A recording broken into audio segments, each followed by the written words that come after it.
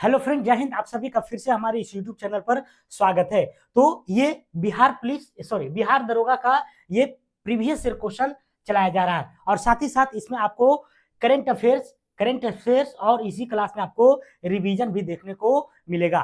तो इस सेशन से आप लोग जुड़े रहिएगा। देख सकते हैं यहाँ पर जो है टोटल आपके लिए जो है तैयार करके हम लेके आए हैं। तो आप लोग वीडियो में बने रहिए, एक बार वीडियो में बने रहिए और एक बार बताइए कि कैसा लग रहा है क्लास। तो पहले बने रहिए आप लोग, काफी जो है मजा आने वाला है। ठीक है, और यहाँ पर जो है करंट अफेयर्स भी आपको इसी में हम कराने वाले हैं। तो सारा चीज आपको जो मटेरियल है इस क्लास में मिलने वाला है। तो लगातार आप लोग जुड़े रहिए। और बात करें अदर क्लासेस की, तो बिहार एसएससी का भी जो है चलाया जा रहा है योद्धा क्लास, और साथ ही साथ बिहार पुलिस का भी। तो आप लोग जो है चैनल पर जाकर के सर्च कीजिए, सबका प्लेलिस्ट सीरियली तरीका से बना हुआ है। तो चलते हैं आज की सेशन को स्टार्ट करते हैं। आज के पहले क्वेश्चन को देखते हैं कि पहला क्वेश्चन आखिर क्या कह रहा है। पहला क्वेश्चन की अगर बात करें तो पहला क्वेश्चन है, कारण निम्न में से कौन सी द्वीप स्थल रुद्र देश है? कौन सी स्थल रुद्र देश है? तो स्थल रुद्र देश की अगर बात करें किसको कहते हैं, तो स्थल रुद्र को लैंड लॉक्ड कहते हैं। लैंड लॉक्ड मतलब चारों तरफ से जो है भूमि से घिरा हुआ देश को क्या कहते हैं? स्थल रुद्र कहते हैं। क्या कहते हैं? स्थल रुद्र। तो वही तो पूछ रहा है कि स्थल रुद्र जो है इनमें से कौन है? बेल्जियम है, हंगरी है, रोमानिया है या यूक्रेन है? तो बताइए कौन सा है आगे। तो कौन सा हो जाएगा इसमें? ये हो जाएगा आपको हंगरी हो जाएगा। क्या हो जाएगा? हंगरी। तो हंगरी एक ऐसा देश है जो क्या है? स्थल रुद्र देश है। कैसा है? स्थल रुद्र देश है।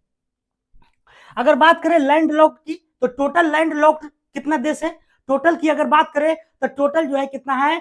44 देश है। टोटल कितना देश है? 44। टोटल लैंड लॉक्ड जो कंट्री है आपको कितना है? 44 है। कितना है? 44 देश है जो कि कितना है? तो क्या है? तो स्थल रुद्र है। उसी में से एक क्या है? एक आपको हंगरी भी है। ठीक है, और विश्व का सबसे बड़ा अगर स्थल रुद्र पूछे तो कजाकिस्तान हो जाएगा। क्या हो जाएगा? विश्व के सबसे बड़े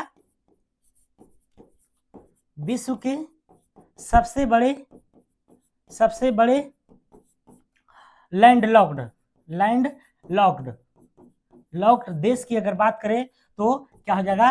कजाकिस्तान हो जाएगा। कजाकिस्तान है ना। तो दो गो याद रखिएगा। टोटल कितना लैंड लॉक्ड है? तो 44 है। सबसे बड़का कौन है? तो कजाकिस्तान है। कौन है? कजाकिस्तान। ठीक है, अगला चले, अगला क्वेश्चन देखें। अगला क्वेश्चन कह रहा है कि अशोक के शिलालेखों को सर्वप्रथम किसने पढ़ा था?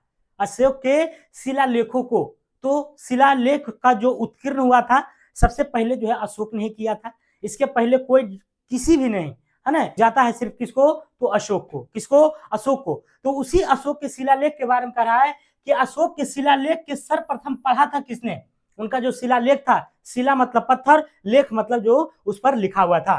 तो कह रहा है कि किसने पढ़ा था? जेम्स प्रिंसेप ने, जेम्स रेनल ने, दयाराम साहनी, मार्टिन डूरन ने। बताइए किसके द्वारा ये जो है अशोक के शिलालेखों को पढ़ा गया था? तो ये पढ़ा गया था आपको जेम्स प्रिंसेप के द्वारा सबसे पहले अशोक के शिलालेख का अध्ययन किया गया था। ठीक है, और ये पूछता है क्वेश्चन कि जेम्स प्रिंसेप ने कब पढ़ा था? तो जेम्स प्रिंसेप की बात करें तो ये जो पढ़ने का काम किया था 1837 ईस्वी में। कब किया था? तो 1837 ईस्वी में इसने अशोक के शिलालेख को पढ़ने का कार्य किया था। अगर अशोक के अभिलेख के बारे में देखा जाए तो 4 लिपियां में मिलती है। अशोक के जो अभिलेख हैं वह कितने लिपियां में मिलती है? तो अशोक के अभिलेख काफी इंपॉर्टेंट क्वेश्चन है ये सब। अशोक के अभिलेख जो है 4 लिपियां में, कितना में? 4 लिपियों में मिलती है। 4 लिपियों में मिलती है। पहला की अगर बात करें तो ब्राह्मणी हो जाएगा। दूसरी की बात करें तो खरोष्टी हो जाएगा। ब्राह्मणी हो गया, खरोष्टी हो गया, और क्या है? तो ग्रीक और अरमाइक। ग्रीक हो जाएगा। और चौथा की बात करें तो अरमाइक,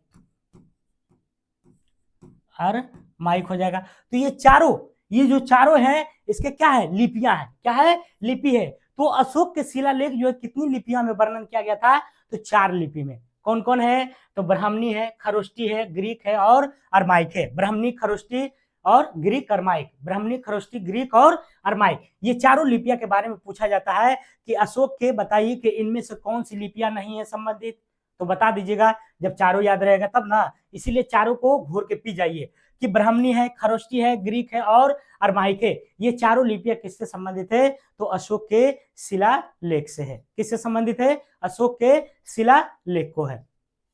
ठीक है, तो सारा बातें जो है मैंने बता दिया। अगला क्वेश्चन चल रहे हैं।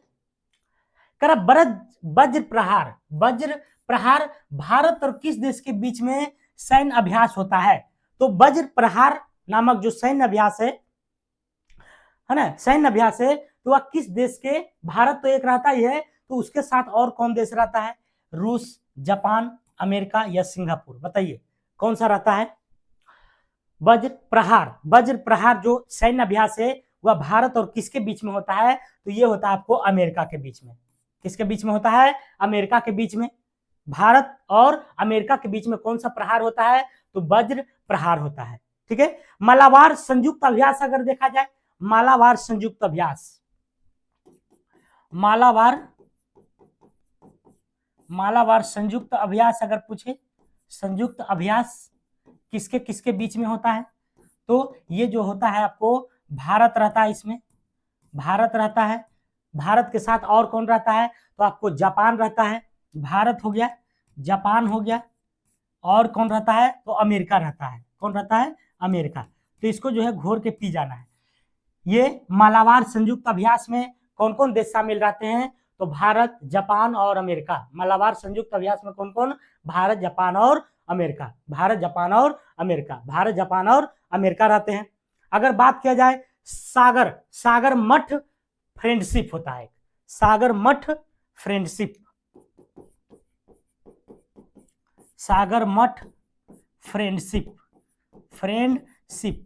तो ये जो सागर मठ फ्रेंडशिप होता है, ये कौन सी देश के बीच में होता है, तो चाइना और नेपाल, है ना, चाइना और नेपाल दोनों तो भारत का पड़ोसी है। चीन एंड नेपाल के बीच में, किसके बीच में, तो चीन और नेपाल के बीच में कौन सा जो है होता है, युद्धाभ्यास फ्रेंडशिप जो है, तो ये सागर, क्या होता है, सागर मठ, क्या होता है, सागर मठ। तो सागर मठ जो फ्रेंडशिप अभ्यास होता है, ये चीन और नेपाल के बीच में होता है। जबकि वज्र प्रहार की बात करें तो भारत के साथ अमेरिका को भिड़ा दीजिए, तो वज्र प्रहार हो जाएगा। और मालाबार संयुक्त अभ्यास अगर पूछे तो भारत, जापान और अमेरिका, भारत, जापान और अमेरिका के बीच में। अगला क्वेश्चन चले। अगला क्वेश्चन है, करा फिलिप स्प्रेट नामक अंग्रेज को गिरफ्तार किया गया था, कौन सी घटना में, फिलिप स्प्रेट नामक अंग्रेज को गिरफ्तार किया गया था, तो किस घटना में, किस षड्यंत्र में, मेरठ षड्यंत्र में, लाहौर षड्यंत्र में, कानपुर षड्यंत्र में या फिर चटगांव शस्त्रागार में, किसमें किया गया था, बताइए बताइए फटाक से आंसर। तो फिलिप स्प्रेट नामक जो एक अंग्रेजी था व्यक्ति था, तो उस अंग्रेज को गिरफ्तार किया गया था किसमें, तो इसका जो आंसर हो जाएगा आपको मेरठ षड्यंत्र में। किसमें किया गया था, मेरठ षड्यंत्र में। मेरठ षड्यंत्र की अगर बात किया जाए तो मेरठ षड्यंत्र केस में टोटल 32 कम्युनिस्टों को गिरफ्तार किया गया था। मेरठ षड्यंत्र में कितने, मेरठ षड्यंत्र में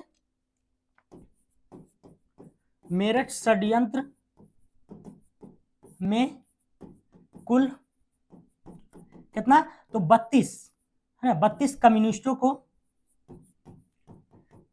को गिरफ्तार किया गया था, गिरफ्तार है ना, किया गया था। तो टोटल कितने, 32 कम्युनिस्टों को गिरफ्तार किया गया था। इसी 32 में से 3 गो अंग्रेज था, इसी 32 में क्या था, तो 3 गो अंग्रेज था, और उस तीनों का नाम है, पहला तो फिलिप स्प्रेट, तो जो क्वेश्चन में दिया है, और उसके अलावा बेन ब्रेडले और लेस्टर हचिंसन थे। कौन थे, बेन ब्रेडले,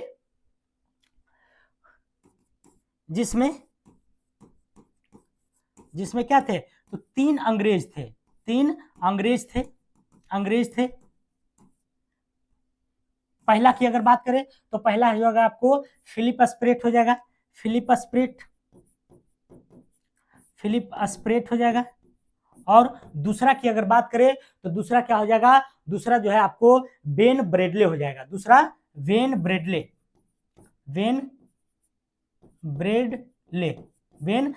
हो जाएगा। और तीसरा हो जाएगा आपको लेस्टर हचिंसन, यहीं पर दे देते हैं लेस्टर हचिंसन,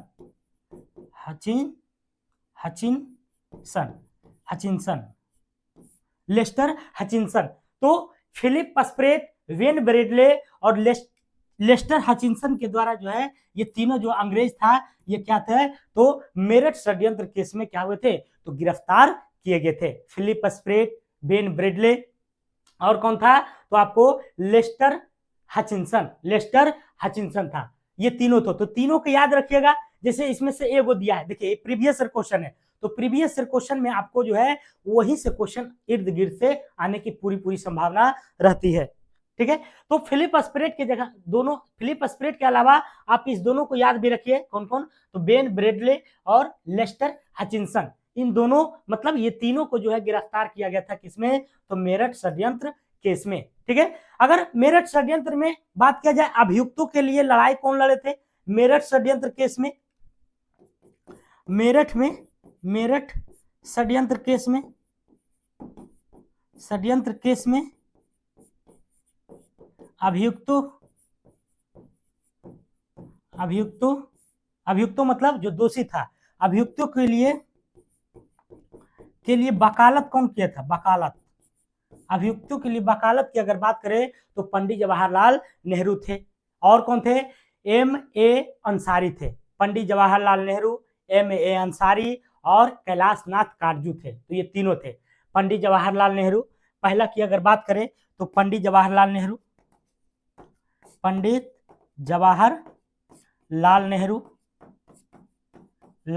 थे। और दूसरा की अगर बात करें तो दूसरा कौन था, आपको M.A. अंसारी था, M.A.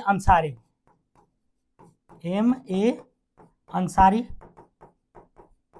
और तीसरा की बात करें तो काटजू, कौन सा काटजू था, तो आपको कैलाशनाथ काटजू, कौन था, कैलाशनाथ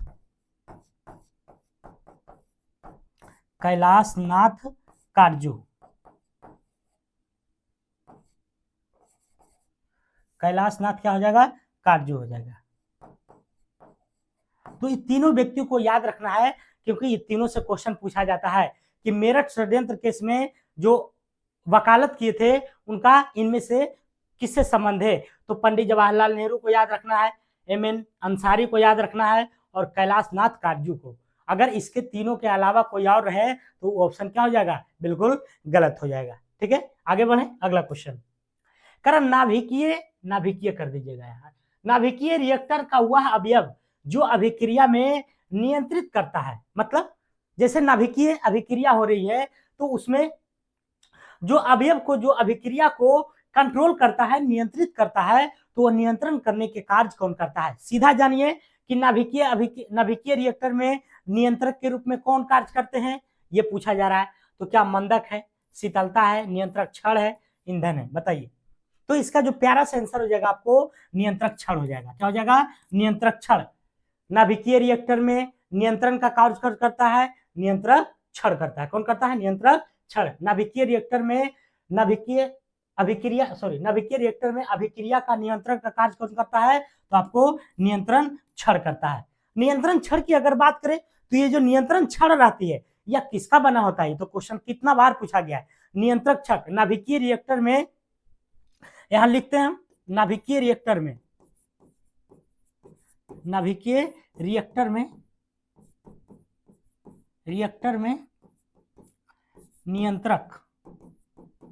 नियंत्रक का छड़ बना होता है। तो किसका बना होता है, ये तो हो जाएगा आपको किसका बना होता है, बताइए। तो ये होता है कैडमियम और बोरोन का। किसका होता है, कैडमियम और बोरोन का। कैडमियम, दूसरा में बात करें तो बोरोन का। दूसरा क्या हो जाएगा, बोरोन हो जाएगा। तो नियंत्रक क्षण अगर नाभिकीय अभिक्रिया या नाभिकीय रिएक्टर में नियंत्रक क्षण का प्रयोग किया जाता है तो वह नियंत्रक क्षण किसका बना होता है, कैडमियम और बोरोन का, कैडमियम और बोरोन का। और नाभिकीय रिएक्टर में मंदक के रूप में अगर पूछे कि इस नाभिकीय रिएक्टर में इसमें जो है मंदक के रूप में कौन करता है, मंदक के रूप में कौन कार्य करता है, कौन कार्य करता है। तो नाभिकीय रिएक्टर में जो मंदक के रूप में कार्य करता है उसका नाम है आपको क्या है, तो D2O है, जिसको भारी जल कहते हैं। क्या कहलाता है, D2O। D2O का फुल फॉर्म होता है ड्यूटेरियम ऑक्साइड। क्या होता है, ड्यूटेरियम ऑक्साइड, है ना। इसको भारी जल भी कहते हैं, भारी जल। और इसका फुल फॉर्म क्या होता है, तो ड्यूटेरियम ऑक्साइड होता है। इसका अनुभार की बात करें तो इसका जो अनुभार होता है कितना होता है, क्वेश्चन पूछता है कि भारी जल का अनुभार कितना होता है, तो 20 होता है। कितना होता है, 20। भारी जल का अनुभार कितना होता है, 20 होता है। लेकिन अगर पूछे, ये तो नाभिकीय रिएक्टर की बात किया जा रहा है, अगर पूछे परमाणु रिएक्टर में तब कि मंदक के रूप में किसका प्रयोग करते हैं, परमाणु रिएक्टर पूछे तो कंफ्यूज नहीं होना है। नाभिकीय रिएक्टर में आपको क्या हो जाएगा, तो D2O का। और परमाणु रिएक्टर पूछे तो यूरेनियम 235 का। परमाणु रिएक्टर में यहाँ पर एक अलग क्वेश्चन का निर्माण हो रहा है ना। परमाणु रिएक्टर में या परमाणु अभिक्रिया में मंदक के रूप में कौन कार्य करता है, मंदक के रूप में कार्य करता है। तो कौन करता है जी, ये बताइए। तो कौन करता है परमाणु रिएक्टर में, तो ये करता है आपको यूरेनियम 235। कौन करता है, 235। तो यूरेनियम 235 जो है आपको परमाणु रिएक्टर में कार्य करता है, जबकि नाभिकीय रिएक्टर में आपको भारी जल का प्रयोग किया जाता है मंदक के रूप में। और इस भारी जल का खोज किसने किया था, तो यूरे, है ना, यूरे एवं वासवेन ने इसकी खोज की। अगर बात करें इसकी खोज की तो किसने किया था, यूरे एवं वासवन ने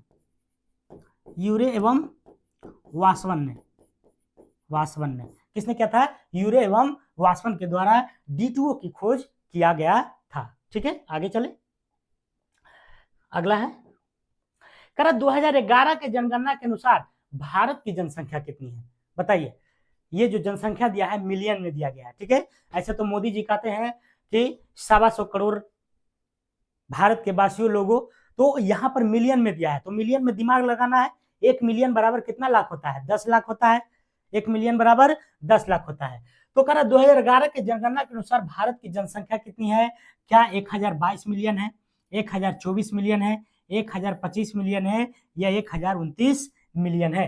तो इसका जो आंसर क्या हो जाएगा, 1029। कितना हो जाएगा, 1029 मिलियन हो जाएगा। अगर आंकड़ा इस तरह से देखा जाए तो भारत की जनसंख्या 2011 के अनुसार, भारत की जनसंख्या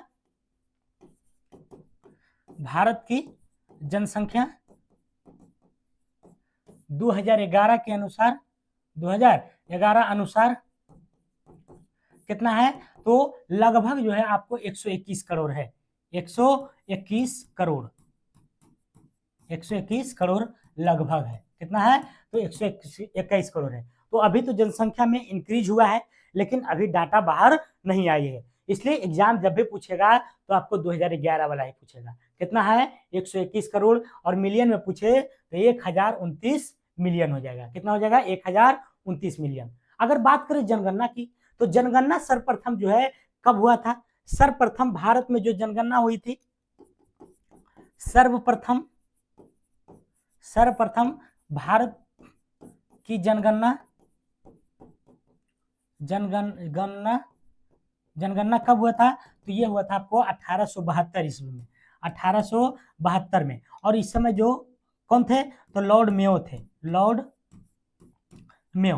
तो देखिए इस सबसे क्वेश्चन घुमा पूछते रहता है कि भारत की सर्वप्रथम जो जनगणना हुई थी तो उस समय जो है कौन था गवर्नर जनरल, तो आपको था लॉर्ड मेयो था। कौन था, लॉर्ड मेयो। और अगर पूछे कि अस्थायी रूप से मतलब नियमित रूप से जनगणना कब हुई थी भारत में, तो नियमित रूप से, नियमित मतलब समझाते हैं, नियमित रूप से जनगणना की अगर बात करें, तो ये हुआ था आपको 1881 ईस्वी में। कब हुआ था? 1881 में, 1881 में हुआ था। और उस समय लॉर्ड रिपन थे। उस समय कौन थे? Lord Ripon. लॉर्ड रिपन थे। अच्छा, ये अस्थाई के मतलब क्या हुआ? अस्थाई के मतलब ये, नियमित का मतलब क्या हुआ? तो नियमित का मतलब कहने का ये हुआ कि प्रत्येक 10 वर्षों में, प्रत्येक 10 वर्षों में जो है जनगणना की जाएगी। तो ये नियमित कहलाया। क्या कहलाया? नियमित। लेकिन अगर सर्वप्रथम पूछे कब हुआ था, तो ये हुआ था 1872 में। और उस समय कौन था? लॉर्ड मेयो था। और नियमित के समय कौन था? लॉर्ड रिपन था। ठीक है। अगर बात करें कि भारत में अभी तो हाल ही में बिहार जो है प्रथम रिकॉर्ड बनाया है जातिगत जनगणना के आधार पर, जो ये रिपोर्ट आई है और उसके आधार पर आरक्षण भी दिया गया है। कुल मिलाकर बिहार में जो आरक्षण हो गया है 75% हो गया है। अगर पूछे कि भारत में सर्वप्रथम जाति जनगणना कब हुई थी, तो भारत में सर्वप्रथम जाति जनगणना, भारत में सर्वप्रथम जातिगत जनगणना की अगर बात करें, जातिगत जनगणना की, तो ये हुआ था आपको 1931 में, 1931 ईस्वी में। 1931 ईस्वी में सर्वप्रथम जो है भारत में जातिगत जनगणना हुई है। लेकिन राज्य की दृष्टि से अगर देखा जाए तो बिहार जो है प्रथम बन गया है जातिगत जनगणना को लेकर के। ठीक है, आगे चले, अगला क्वेश्चन देखते हैं। करा यदि किसी स्प्रिंग से धारा प्रवाहित किया जाता है तो स्प्रिंग क्या होगा? धारा, करंट, है ना। स्प्रिंग में अगर करंट को सटाइएगा, सटाना नहीं है, ठीक है। करा यदि किसी स्प्रिंग के धारा प्रवाहित कराई जाती है तो स्प्रिंग क्या होगा? क्या प्रसारित होगा या संकुचित होगा या यथास्थिति रहेगा? यथास्थिति मतलब जैसे थे, जैसा है ना, जैसे ही रहेगा। पहले प्रसारित होगा एवं फिर संकुचित। प्रसारित मतलब फैलेगा, संकुचित मतलब सिकुड़ेगा, और यथास्थिति मतलब वैसा ही रहेगा। और पहले प्रसारित होगा मतलब पहले बढ़ेगा, फिर संकुचित पहले फिर घटेगा। तो बताइए, यदि किसी स्प्रिंग से धारा को प्रवाहित करते हैं तो उसकी जो है प्रकृति कैसी होगी? बताइए। तो जब धारा उसमें दौड़ेगी तो वह हो जाएगा आपको संकुचित हो जाएगा। क्या हो जाएगा? संकुचित होगा, अर्थात क्या हो जाएगा? छोटा हो जाएगा। स्प्रिंग संकुचित होने से इनकी लंबाई में क्या होगा? कम हो जाएगा। ऑटोमेटिक है कि जब कोई भी चीज सिकुड़ेगा, जब कोई भी चीज फैलल और सिकुड़ेगा तो उसकी लंबाई ऑटोमेटिक क्या हो जाएगी? तो कम हो जाएगी। ठीक है, अगला क्वेश्चन देखते हैं। कह रहा कि मराठा शासक छत्रपति शिवाजी की राजधानी का नाम क्या है? मराठा शासक जो थे वो शिवाजी, उनकी राजधानी का नाम बताना है। तो क्या रायगढ़ थी या पुणे थी, सतारा था या कोंकण था? तो बताइए इसका आंसर क्या हो जाएगा? इसका जो आंसर हो जाएगा आपको रायगढ़ हो जाएगा। क्या हो जाएगा? रायगढ़। अगर बात करें मराठा शासक की, तो ये जो है मराठा के जो है संस्थापक माने जाते हैं। मराठा के संस्थापक कौन माने जाते हैं? मराठा के संस्थापक यही आपको शिवाजी, है ना, शिवाजी महाराज को, शिवाजी महाराज को मराठा के संस्थापक के रूप में माना जाता है। किसको? तो शिवाजी को। इनका राज्याभिषेक की अगर बात करें तो इनका राज्याभिषेक 1674 में हुआ था। कहां हुआ था? रायगढ़ के किला में। कहां हुआ था? रायगढ़ का किला में। शिवाजी का राज्याभिषेक की अगर बात करें तो इनका जो राज्याभिषेक हुआ था 1674 में। कब हुआ था? 1674 में। और कहा हुआ था? तो रायगढ़ किला में हुआ था। और इनका जो राज्याभिषेक किया था, कौन किया था? तो गंगा भट्ट, है ना, काशी के पंडित थे वो, गंगा भट्ट। इनका जो राज्याभिषेक करने वाला व्यक्ति का नाम है काशी के गंगा भट्ट थे। तो काशी के गंगा भट्ट के द्वारा इनको, शिवाजी को जो है क्या किया गया था? तो राज्याभिषेक किया गया था। और ये राज्याभिषेक कब हुआ था? तो 1674 ईस्वी में। 1674 ईस्वी में। शिवाजी की जन्म की अगर बात करें तो शिवाजी की जन्म जो है कब हुआ था? तो 1627 ईस्वी में। कब हुआ था?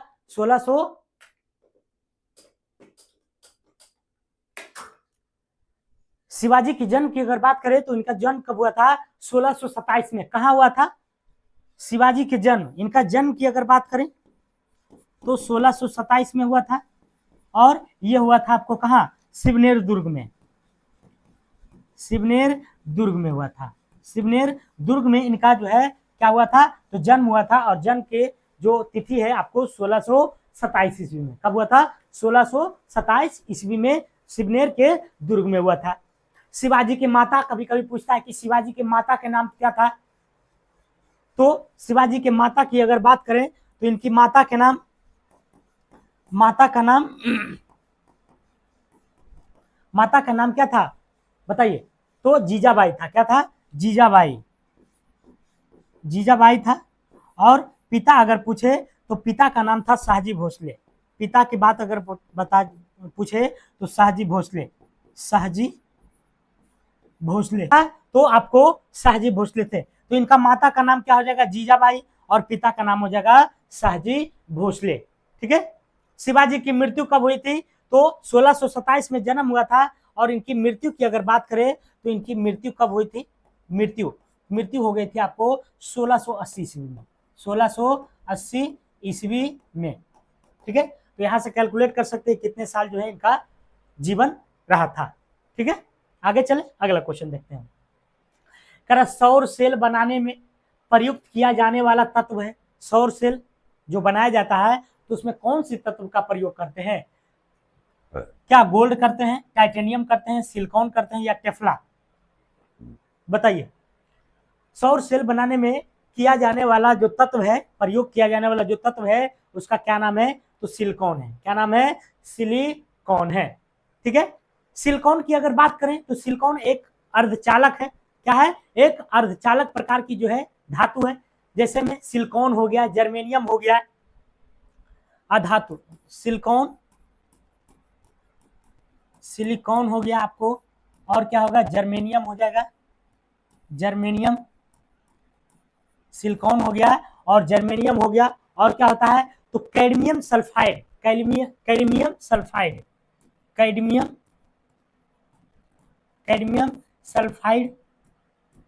सल्फाइड, ये सभी जो है, ये सभी क्या है, तो एक जो है अर्धचालक धातु है। क्या है, अर्धचालक धातु है। क्या है, तो अर्धचालक। मुख्य रूप से ये दोनों पूछता है सिलिकॉन और जर्मेनियम के बारे में, कि सिलिकॉन और जर्मेनियम कैसी धातु है, तो अर्धचालक प्रवृत्ति की है। कैसी है, अर्धचालक प्रवृत्ति की है। कौन कौन, तो सिलिकॉन, जर्मेनियम और कैडमियम सल्फाइड, कैडमियम सल्फाइड। ठीक है। आगे चले, अगला क्वेश्चन देखते हैं। कह कि पेले किस खेल से संबंधित है, पेले एक खिलाड़ी था, तो कह कौन चीज का खिलाड़ी था, बताइए तो किस खेल का था, तो क्रिकेट का था, फुटबॉल का था, तैराकी था, टेनिस था।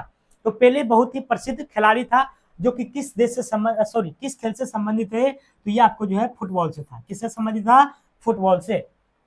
पेले का संबंध किस खेल से है, फुटबॉल से है। किससे है, फुटबॉल से। पेले का संबंध किस खेल से है, फुटबॉल से। पेले की अगर बात करें किस देश से संबंध रखते हैं, तो ये ब्राजीलिया से रखते हैं। कहां से, पेले का संबंध जो है किस देश से है, पेले का संबंध जो है कहां से है, तो ब्राजीलिया से है, ब्राजीलिया से है। किससे संबंधित है, तो ये भी क्वेश्चन पूछ सकता है। अभी जो है पूछा है क्या, कि किस खेल से संबंधित है। अगर पूछ दे कि किस देश से संबंधित है पेले, तो ये पेले जो है आपको ब्राजीलिया से है। किससे है, ब्राजीलिया से। ब्राजील की सरकार ने इसे एक उपाधि दिया था। ब्राजील के सरकार ने पेले को कहा था कि यह एक राष्ट्रीय खजाना है ना, इसे क्या क्या है, राष्ट्रीय खजाना है।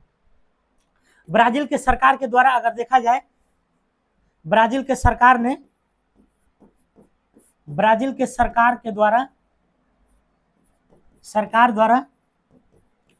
पेले को क्या कहा था, तो राष्ट्रीय खजाना के रूप में घोषित किया गया था। पेले को राष्ट्रीय खजाना घोषित किया था, राष्ट्रीय खजाना। तो याद रखिएगा, राष्ट्रीय खजाना घोषित किया था। किसको, तो पेले को। किसको, पेले को। तो पेले किस देश से संबंधित है, ब्राजील से। खेल पूछे तो आपको फुटबॉल से। ठीक है। अगला क्वेश्चन है, रंगनाथिट्टू पक्षी अभ्यारण्य कहाँ है, रंगनाथिट्टू पक्षी अभ्यारण्य की अगर बात करें तो ये कहाँ है। क्या केरल में है, कर्नाटक में है, तमिलनाडु में, आंध्र प्रदेश में है? रंगनाथिट्टू, रंगनाथिट्टू। तो रंगनाथिट्टू की अगर बात करें तो रंगनाथिट्टू कहां है बताइए जल्दी से। रंगनाथिट्टू, रंगनाथिट्टू पक्षी अभ्यारण्य कहाँ है? तो ये जो पक्षी अभ्यारण्य है आपको कर्नाटक में है। कहाँ है? कर्नाटक में। रंगनाथिट्टू कहाँ है? तो कर्नाटक में। रंगनाथिट्टू पक्षी अभ्यारण्य कर्नाटक में है। रंगनाथिट्टू कर्नाटक में है। और ये जो पक्षी अभ्यारण्य है यह कावेरी नदी के तट पर है। ये जो है किस नदी के तट पर है? तो यह कावेरी नदी के तट पर है। किस पर है? तो कावेरी नदी के तट पर आपको कौन है? तो रंगनाथिट्टू पक्षी अभ्यारण्य। क्या है? रंगनाथिट्टू पक्षी अभ्यारण्य, जो कि किस राज्य में है? कर्नाटक में। कहाँ है? कर्नाटक। कर्नाटक की राजधानी कहाँ है? बेंगलोर है। बेंगलोर, बेंगलोर है। ठीक है, अगला चले, अगला क्वेश्चन देखें। कह रहा है मनुष्य के शरीर के किस ग्रंथि से वृद्धि हार्मोन स्रावित होता है? स्रावित मतलब निकलता है। तो कह रहा है मनुष्य के शरीर के किस ग्रंथि से, कौन सी ऐसी ग्रंथि मनुष्य का जिससे हार्मोन स्रावित होता है? कौन सा? तो वृद्धि वाला। कौन है? वृद्धि वाला। तो क्या पीयूष ग्रंथि है, या थायराइड ग्रंथि है, वृषण है, अंडाशय है? तो बताइए, इसका जो प्यारा सा आंसर हो जाएगा आपको पीयूष ग्रंथि हो जाएगा। क्या हो जाएगा? पीयूष ग्रंथि। पीयूष ग्रंथि। पीयूष ग्रंथि को हम लोग जो है मास्टर ग्रंथि भी कहते हैं। पीयूष ग्रंथि को, पीयूष ग्रंथि को मास्टर ग्रंथि क्या कहते हैं? मास्टर ग्रंथि के नाम से जानते हैं। मास्टर ग्रंथि कहते हैं। क्या कहते हैं? तो मास्टर ग्रंथि कहते हैं। ये जो पीयूष ग्रंथि का जो संरचना होती है, इसकी बनावट होती है, यह मटर के दाना के प्रकार की होती है। इसकी बनावट की अगर बात करें, इसकी बनावट की, तो इसकी बनावट कैसी होती है? तो मटर के दाने की प्रकार का है ना, मटर के दाने की प्रकार का। तो इसकी जो पीयूष ग्रंथि की जो बनावट होती है या संरचना होती है, तो कैसी होती है? आपको मटर के दाने के प्रकार का। कैसी होती है? मटर के दाने के प्रकार के।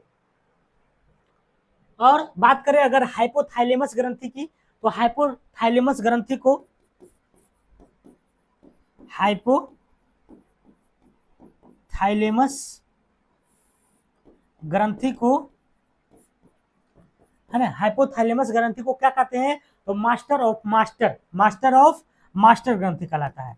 मास्टर ऑफ मास्टर ग्रंथि, मास्टर ऑफ मास्टर ग्रंथि कहलाता है। क्या कहलाता है? मास्टर ऑफ मास्टर ग्रंथि कौन कहलाता है? तो हाइपोथैलेमस ग्रंथि है ना। थायराइड ग्रंथि की अगर बात करें, तो थायराइड ग्रंथि जो है नहीं कहता है थायराइड बढ़ गया है, थायराइड बढ़ गया है। तो वही थायराइड ग्रंथि, जो थायराइड बढ़ता है वह किसके कारण? तो आयोडीन की कमी के कारण। किसके कारण? आयोडीन की कमी के कारण। अगला क्वेश्चन, कर भारत के प्रथम लोकपाल कौन थे? लोकपाल, तो पहले बात तो ये समझिए कि लोकपाल होता क्या है। लोकपाल के मतलब आप क्या समझते हैं? लोकपाल अगर कह दिया है तो लोकपाल से क्या आशय रखते हैं? लोकपाल बताते हैं क्या है। करा उच्च सरकारी पदों पर आसीन व्यक्ति है ना, उच्च सरकारी पदों पर आसीन व्यक्ति द्वारा किए जा रहे भ्रष्टाचार की शिकायतों सुनने एवं उस पर कार्रवाई करने की जो एक पद है, उसी को क्या कहते हैं? लोकपाल कहते हैं। क्या कहते हैं? लोकपाल। नहीं कहता है कि उसके विरुद्ध जो है लोकपाल आया है। तो लोकपाल के बारे में आप लोग समझ में आया होगा। तो लोकपाल के बारे में पूछ रहा है कि भारत के प्रथम लोकपाल कौन थे? तो थे आपको पिनाकी चंद्र घोष थे। कौन थे? पिनाकी चंद्र घोष। पिनाकी चंद्र घोष हैं जो कि भारत के प्रथम लोकपाल थे। अगर वर्तमान में देखा जाए तो वर्तमान में जो है कौन है? तो प्रदीप कुमार मोहंती हैं। कौन है? प्रदीप कुमार मोहंती भारत के प्रथम, भारत के वर्तमान लोकपाल की अगर बात करें, वर्तमान लोकपाल तो कौन है? प्रदीप कुमार मोहंती हैं। प्रदीप कुमार मोहंती। इसके पहले कौन थे? तो आपको यही थे है ना, पिनाकी चंद्र घोष थे, और ये प्रदीप कुमार मोहंती हैं। प्रदीप कुमार मोहंती जो कि अभी वर्तमान में है। इस लोकपाल की अगर बात करें तो लोकपाल जो है, लोकपाल पर जो कानून बना था ये लागू कब हुआ था? तो इसे 17 दिसंबर 2013 को 17 दिसंबर 2013 को लोकपाल की अगर बात करें, लोकपाल को 17 दिसंबर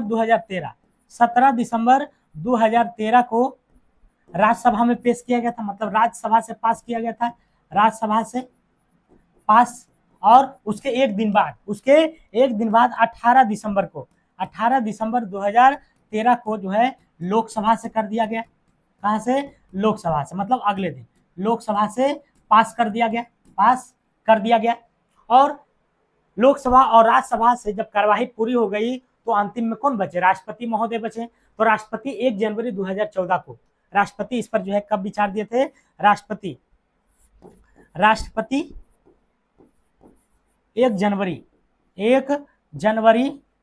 2014 को हस्ताक्षर कर राष्ट्रपति 1 जनवरी 2014 को इसे क्या कर दिया है? इसे विधि बना दिया गया है ना, कानून बनाया, विधि बना दिया है ना। तो इस लोकपाल को विधि बनाने का जो काम राष्ट्रपति महोदय ने कब कर दिया था? 1 जनवरी 2014। तो अगर ऐसे भी पूछे कि लोकपाल अंतिम रूप से कब लागू हुआ था, तो 1 जनवरी 2014 से, 1 जनवरी 2014 से। ठीक है, आगे चले, अगला क्वेश्चन देखते हैं। कह रहा कि वार्षिक वैश्विक प्रतिस्पर्धा सूचकांक किसके द्वारा जारी किया जाता है? वार्षिक वैश्विक प्रतिस्पर्धा सूचकांक किसके द्वारा जारी किया जाता है? तो क्या IMF के द्वारा, या तो फिर विश्व बैंक के द्वारा, या विश्व आर्थिक मंच के द्वारा, या WTO के द्वारा? बताइए किसके द्वारा जारी किया जाता है? तो ये जो जारी किया जाता है वार्षिक वैश्विक प्रतिस्पर्धा सूचकांक, तो ये आपको विश्व आर्थिक मंच के द्वारा, किसके द्वारा? विश्व आर्थिक मंच के द्वारा इसे जारी किया जाता है। विश्व आर्थिक मंच की अगर बात करें तो ये स्विट्जरलैंड में एक गैर लाभकारी संस्था है। विश्व आर्थिक मंच क्या है? तो यह जो है, यह स्विट्जरलैंड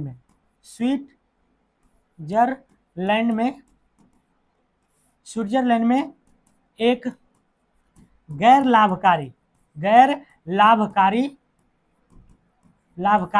संस्था है। कैसी संस्था है? तो गैर लाभकारी संस्था है। आपको कौन?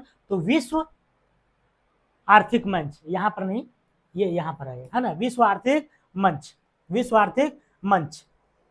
विश्व बैंक की अगर बात करें तो ये विश्व बैंक की मुख्यालय कहाँ है ना? तो वाशिंगटन DC में है। विश्व बैंक की, यहां पर लिख देते हैं, विश्व बैंक की मुख्यालय कहाँ है? विश्व बैंक की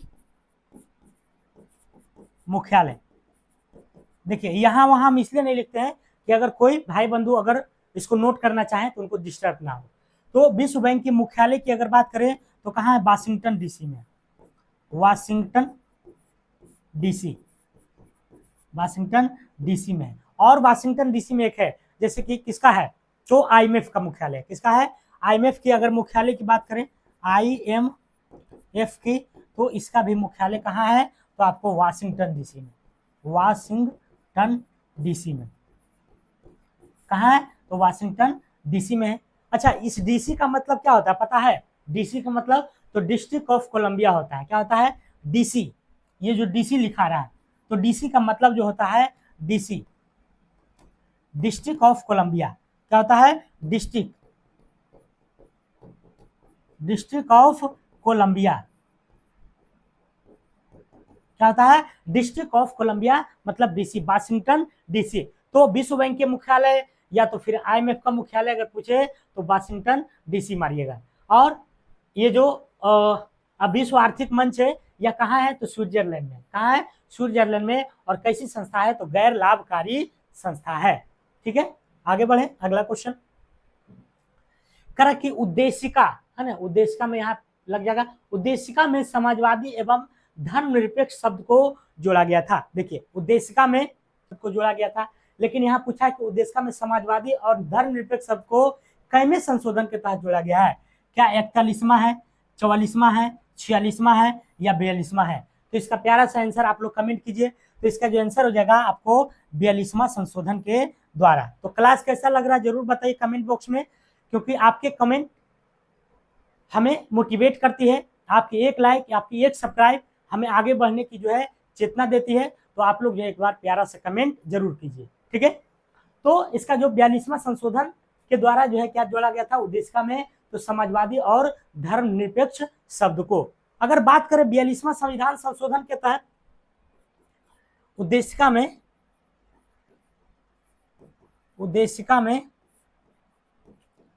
42वां संविधान संशोधन तहत 42वां संविधान संशोधन कब हुआ था, तो 1976 में हुआ था। कब हुआ था, 1976 में। उद्देशिका में, सॉरी उद्देशिका नहीं, यहाँ लिखिए 42वां संविधान संशोधन कब हुआ था, तो 1976 में हुआ था, 1976 में। अगर बात करें इस 44वां संविधान संशोधन की, तो 44वां संविधान संशोधन की अगर बात करें, तो ये जो संशोधन हुआ था 1978 में, इसके 2 बरस बाद 1978 में हुआ था। संपत्ति के अधिकार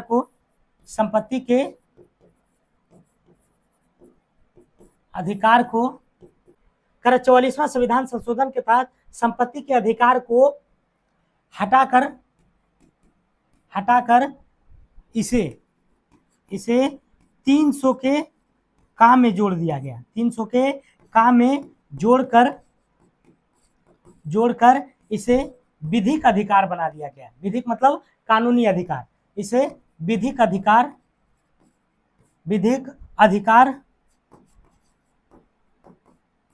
बना दिया गया, ठीक है। तो अगर पूछे कि संपत्ति के अधिकार को हटा करके जो है किस श्रेणी में रखा गया है, तो कानूनी के अधिकार में। कहाँ रखा गया है, किस अनुच्छेद में, तो अनुच्छेद अगर पूछे तो 300 के का में। कहाँ रखा गया है, 300 के का बोलिए या 300 के ए बोलिए, वही बात है, ठीक है। तो यहां तक आपको समझ में आया होगा। अगर बात करें उद्देश्य प्रस्ताव की, यहां पर उद्देश्य का है या उद्देश्य प्रस्ताव, तो उद्देश्य प्रस्ताव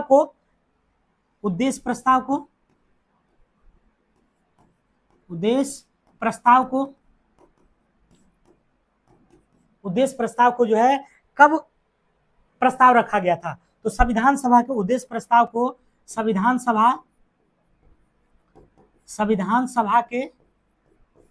सभा के तीसरी बैठक में, है ना, किसमें, तो तीसरी बैठक में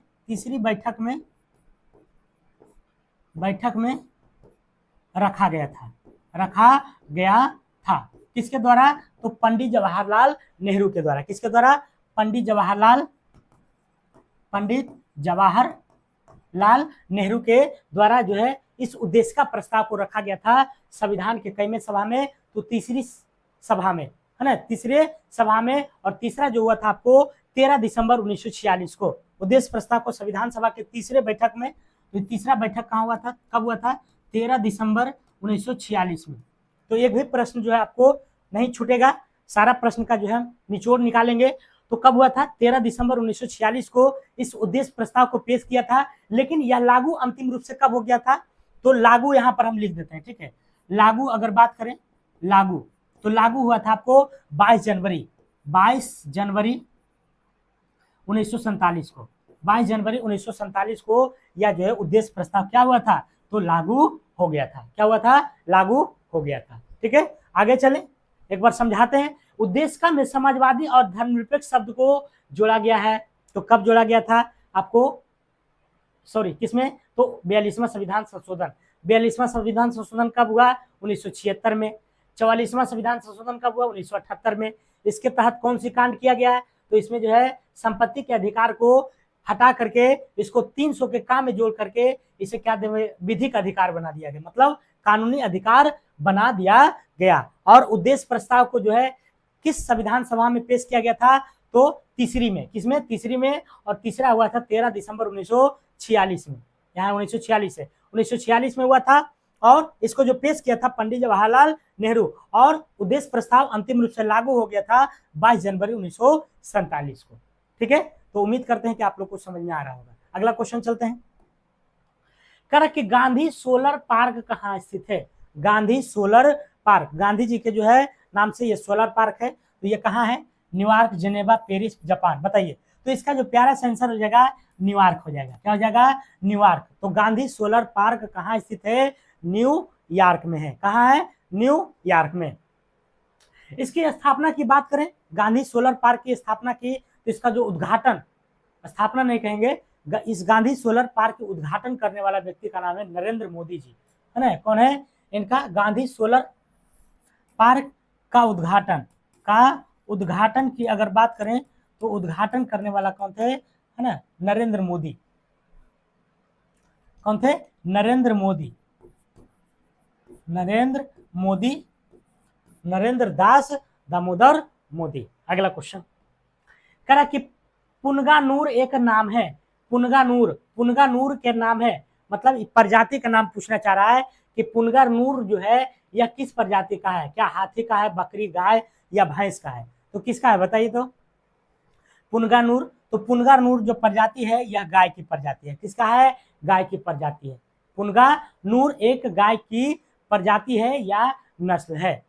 अगर पूछे जमुनापारी, तो जमुनापारी जो है आपका किसका है? बकरी का है। जमुनापारी जो है किसकी नस्ल है? तो आपको बकरिया का है। और अगर हाथी की बात करें तो विश्व हाथी दिवस मनाया जाता है। हाथी दिवस कब मनाया जाता है? 12 अगस्त को। कब मनाया जाता है? 12 अगस्त को विश्व हाथी दिवस। यहां लिख देते हैं विश्व हाथी दिवस। विश्व हाथी दिवस कब मनाते हैं? तो 12 अगस्त को। 12 अगस्त को, ठीक है। 12 अगस्त को जो है विश्व हाथी दिवस के रूप में मनाया जाता है। ठीक है, आगे चले। कह रहा जेलेपला दर्रा कहाँ स्थित है? जेलेपला दर्रा की अगर बात करें तो किस राज्य में स्थित है? सिक्किम में, अरुणाचल प्रदेश, उत्तराखंड, हिमाचल प्रदेश। बताइए कहाँ स्थित है जेलेपला? तो जेलेपला की अगर बात करें तो ये जो है आपको कहाँ है? सिक्किम में है। जेलेपला दर्रा कहाँ है? दर्रा को पास भी कहते हैं, या जेलेपला पास पूछ दे तो कहाँ हो जाएगा? सिक्किम में अवस्थित है। अब बात आ गई है दर्रा की, तो दर्रा आखिर कहते किसको है? दर्रा तो दो पर्वतों के बीच में जो सकरा रास्ता रहता है, दो पर्वतों, मान के चलिए इधर भी पर्वत है, इधर भी पर्वत है, तो बीच में तो रास्ता बनेगा ना जी, तो उसी रास्ता को तो कहते हैं, उसी रास्ता को दर्रा कहते हैं। तो दो पर्वतों के बीच के रास्ते को, दो पर्वतों के बीच के रास्तों को क्या कहते हैं? तो दर्रा कहते हैं। रास्तों को दर्रा कहते हैं, अर्थात पास कहते हैं। क्या कहलाता है? दर्रा कहलाता है। दर्रा की अगर बात करें तो अगर सिक्किम में और सा कौन सा दर्रा है, तो सिक्किम की बात करें तो नाथुला दर्रा भी कहाँ है? सिक्किम में है। नाथुला दर्रा कहाँ है? तो आपको सिक्किम में है। सिक्किम में नाथुला दर्रा कहाँ है? सिक्किम में है। और अगर बात करें अरुणाचल प्रदेश की, तो अरुणाचल प्रदेश में 3 गो दर्रा है। कौन कौन है? बोमडिला, यांगयप्पा और दिफू दर्रा। बोमडिला, यांगयप्पा, बोमडिला कौमा यांगयप्पा हो जाएगा, यांगयप्पा हो जाएगा, और दिफू एंड दिफू दर्रा। तो ये सब जो दर्रा है आपको कहाँ देखने को मिलेगी? बोमडिला, यांगयप्पा और दिफू दर्रा। तो ये आपको है अरुणाचल प्रदेश में। कहाँ है? अरुणाचल प्रदेश में। कहाँ है जी? तो अरुणाचल प्रदेश में। कौन है? तो बोमडिला, यांगयप्पा, दिफू दर्रा कहाँ स्थित है? तो अरुणाचल प्रदेश में। ये सब क्वेश्चन आते रहता है। बोमडिला कहाँ है? यांगयप्पा, दिफू दर्रा, ये सब दर्रा कहाँ है? तो अरुणाचल प्रदेश में। उसी तरह से अगर बात करें रोहतांग दर्रा की, तो रोहतांग दर्रा हो गया, बाड़ा लाचा हो गया, सिप किला हो गया। रोहतांग दर्रा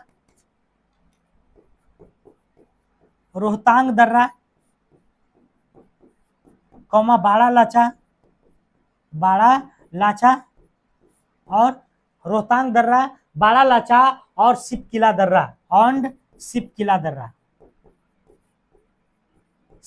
दर्रा अगर पूछे तो ये आपको कहाँ है? हिमाचल प्रदेश में। कहाँ है? हिमाचल प्रदेश में। कहाँ है? हिमाचल प्रदेश में। तो ये सारा क्वेश्चन जो है प्योर VVI है, प्योर एकदम शुद्ध। तो रोहतांग दर्रा, बाड़ा लाचा दर्रा और सिपकिला दर्रा कहाँ है? तो हिमाचल प्रदेश में है। अगर बात करें बोमडिल्ला, यांगयप्पा और दिफू दर्रा कहाँ है, तो आपको अरुणाचल प्रदेश में है। इस तरह से आप लोग इसको ध्यान में रखिएगा, ठीक है। अगला क्वेश्चन करा, भारत में विधि निर्मात्री संस्था कौन है?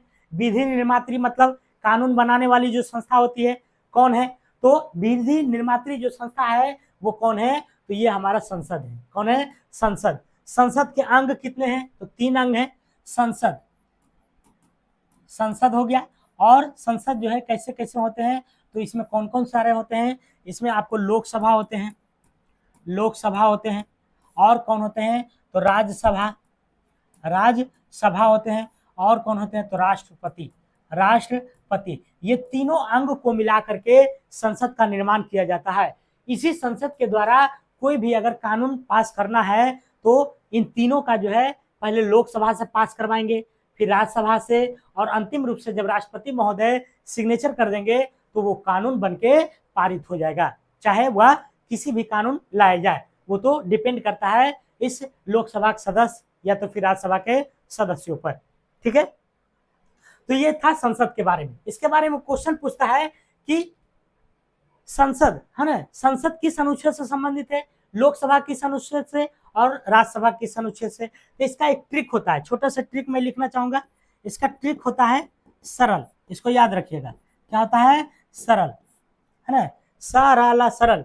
और 79, 80, 81 सरल होता है, और क्या होता है? तो 79 होता है, 80 होता है, और 81 होता है। तो ये दोनों को जोड़ा बना करके याद करना है, ठीक है। तो सरल सरल 79, 80, 81, सरल सरल 79, 80, 81। अब 7 से हो जाएगा संसद, तो संसद हो जाएगा आपको 79। राज्य से हो जाएगा राज्यसभा, तो ये हो जाएगा आपको 80, और ला से हो जाएगा लोकसभा, तो ये हो जाएंगे आपको 81, ठीक है। तो इस तरह से आपको याद रखना है, ठीक है, सरल सरल। एक क्वेश्चन है अभी नई हाल ही में बना है कि पुराने संसद भवन का नाम क्या रखा गया है। जैसे अभी तो सभी हमारा जो संसद भवन है नया वाला तैयार होकर के वहां शिफ्ट हो चुका है, तो पुराना वाला संसद जो है उसका नाम बदलकर क्या रखा गया है? तो संविधान संसद सदन रखा गया। क्या रखा गया है? संविधान सदन। पुराने संसद भवन को, बहुत इंपॉर्टेंट क्वेश्चन है, पुराने संसद भवन को, संसद भवन का नाम क्या रखा गया है? तो इसका जो नाम रखा गया है संविधान सदन। क्या रखा है? संविधान सदन, क्योंकि संविधान वगैरह का जो क्रिया हुआ था, कार्य हुआ था, इसी सदन में हुआ था, इसी पुराने सदन में हुआ था, इसलिए करके इसका नाम क्या रखा गया है? तो संविधान सदन, ठीक है। अगला क्वेश्चन कह रहा जगोटा त्रिकोण से क्या संबंधित है? जगोटा त्रिकोण, जगोटा त्रिकोण जो है संबंधित है तो किस किस देश से जगोटा त्रिकोण? तो क्या दक्षिणी कोरिया, जापान और वियतनाम है, उत्तरी कोरिया, वियतनाम और जापान है, चीन, जापान और वियतनाम है, या फिर चीन, ऑस्ट्रेलिया और वियतनाम है? तो जगोटा, जगोटा के बारे में अगर देखा जाए तो इसमें जो देश हैं आपको साउथ कोरिया है, जापान है और वियतनाम है। कौन कौन है? साउथ कोरिया, जापान और वियतनाम आपको कौन सा है? तो जगोटा त्रिकोण से संबंधित है। एक होता है स्वर्णिम त्रिकोण। तो स्वर्णिम त्रिकोण जो है, स्वर्णिम त्रिकोण से पहले मैं बताना चाहता हूं आपको पोलिनेसाई त्रिकोण, पोलिनेसाई त्रिकोण में भी जो है सदस्य देश कौन है? पोलिनेसाई त्रिकोण, पोलिनेसाइन, पोलिनेसाइन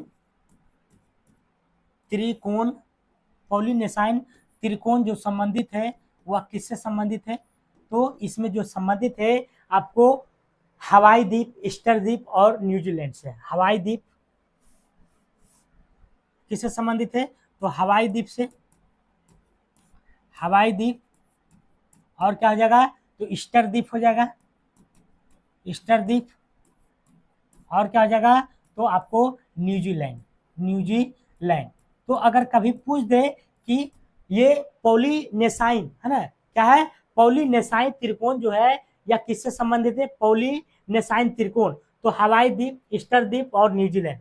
हवाई द्वीप, ईस्टर द्वीप और किससे? तो न्यूजीलैंड से संबंधित है। अगर पूछे कि स्वर्णिम त्रिकोण संबंधित है किससे? स्वर्णिम त्रिकोण, स्वर्णिम त्रिकोण की अगर बात करें, स्वर्णिम त्रिकोण की, तो स्वर्णिम त्रिकोण जो संबंधित है या जो है आपको किससे संबंधित है? तो ड्रग के तस्कर से है। किससे है? ड्रग तस्करी के लिए जाना जाता है। किसके लिए है? तो ड्रग तस्कर से संबंधित है, तस्कर से संबंधित है। किससे संबंधित है? तो आपको ड्रग तस्कर से, ड्रग जो होता है नशीली पदार्थ है, तो ड्रग तस्कर से संबंधित है आपको स्वर्णिम त्रिकोण। और जगोटा त्रिकोण किससे है? दक्षिण कोरिया, जापान और वियतनाम से। एक पूछता है ट्रायंगल टूर, है ना? ट्रायंगल टूर में कौन कौन आता है? Triangle tour, triangle tour, triangle tour जो है इसमें कौन कौन से आते हैं या किससे संबंधित है? तो ट्रायंगल टूर जो संबंधित है आपको किससे है? दिल्ली और जयपुर से, है ना? दिल्ली और जयपुर से। किससे संबंधित है? दिल्ली तथा जयपुर से। किससे संबंधित है? तो ये दिल्ली जयपुर से संबंधित है आपको ट्रायंगल टूर, ट्रायंगल टूर। ठीक है, अगला क्वेश्चन, आगे चलते हैं। देखिए अब आ गया है करंट अफेयर्स। तो इसी बीच हमें एक लाइन याद आ गया है कि मंजिल क्या है, रास्ता क्या है। मंजिल क्या है, रास्ता क्या है, अगर हौसला है तो फासला क्या है। तो इसी तरह से आप लोग हौसला बना के रखिए, क्योंकि अगर हौसला आपके पास है तो आपके पास कोई फासला बिल्कुल नहीं है। ठीक है, तो इसी के साथ हम जो है करंट अफेयर्स की शुरुआत करते हैं। देखते हैं करंट अफेयर्स की अगली क्वेश्चन। करा है कि राज्यसभा के उपसभापति कौन है? राज्यसभा के उपसभापति वर्तमान में कौन है? तो क्या मल्लिकार्जुन खड़गे हैं, हरिवंश नारायण सिंह है, अवध बिहारी चौधरी हैं या मनोज सोनी है? बताइए कौन है? तो इसका जो प्यारा सा आंसर हो जाएगा आपको राज्यसभा के उपसभापति, तो ये हो जाएंगे हरिवंश नारायण सिंह हो जाएंगे, हरिवंश नारायण सिंह है। मल्लिकार्जुन खड़गे की बात करें तो ये राज्यसभा के विपक्ष के नेता हैं। मल्लिकार्जुन खड़गे कौन है? मल्लिकार्जुन खड़गे, खड़गे जो है राज्यसभा के विपक्ष के नेता हैं, है ना? क्या है? तो विपक्ष के नेता है। तो अगर विपक्ष के नेता पूछे राज्यसभा के कौन है तो मल्लिकार्जुन खड़गे हैं। अगर बात करें अवध बिहारी चौधरी की अगर बात करें तो अवध बिहारी चौधरी अभी हाल ही में चर्चा में रहे हैं, बिहार विधानसभा के अध्यक्ष है ना? बिहार विधानसभा के अध्यक्ष, बिहार विधान सभा के कौन है? तो ये आपको अध्यक्ष है। कौन है? अवध बिहारी चौधरी। मनोज सोनी की अगर बात करें तो ये यूपीएससी के अध्यक्ष हैं। ये क्या है? यूपीएससी के चेयरमैन है, अध्यक्ष हैं। ये कौन है? तो अध्यक्ष हैं। कौन? तो मनोज सोनी। तो ये चारों ऑप्शन जो है आपको मैंने बता दिया। अगला चलते हैं, अगला करंट अफेयर्स क्या है? कर वर्तमान में राष्ट्रीय सुरक्षा सलाहकार कौन है? वर्तमान में राष्ट्रीय सुरक्षा सलाहकार कौन है? तो सुरक्षा सलाहकार कौन है? क्या अजीत डोभाल है, ओम बिरला है, राजीव कुमार है, गिरीश चंद्र मुर्मू है? तो देखिए करंट अफेयर्स आपको आलतू फालतू कोई भी नहीं पढ़ाया जाएगा, बिल्कुल जो एग्जाम में आने की पूरी संभावना है। तो राष्ट्रीय सुरक्षा सलाहकार की अगर बात करें तो ये आपको है अजीत डोभाल है। कौन है? अजीत डोभाल है। अगर बात करें ओम बिरला की तो ये क्या है? ये लोकसभा के स्पीकर हैं, लोकसभा के स्पीकर हैं, लोकसभा के स्पीकर हैं। राजीव कुमार की अगर बात करें तो राजीव कुमार क्या है? राजीव कुमार के, तो राजीव कुमार जो है आपको क्या है? चुनाव आयोग के अध्यक्ष हैं, चुनाव आयोग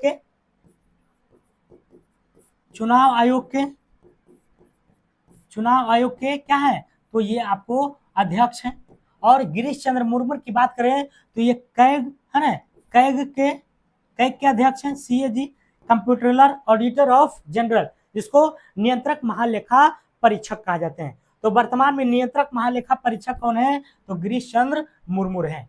इसका वर्णन अनुच्छेद 148 में। ठीक है, अगला क्वेश्चन। करा दिल्ली के उपराज्यपाल कौन है? बताइए, कितना बार पूछा गया है ना दिल्ली के बारे में। तो दिल्ली के उपराज्यपाल जो है कौन है?